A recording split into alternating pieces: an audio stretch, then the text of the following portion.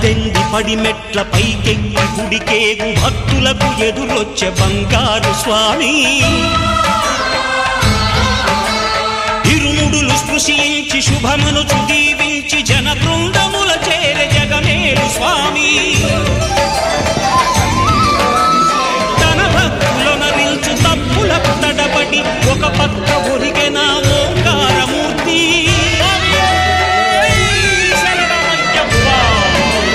స్వాములందరూ తనకు సాయం కాగా ధీమంతుడై లేచే ఆ కన్య స్వామి పట్టబంధము వీడి భక్తతతికై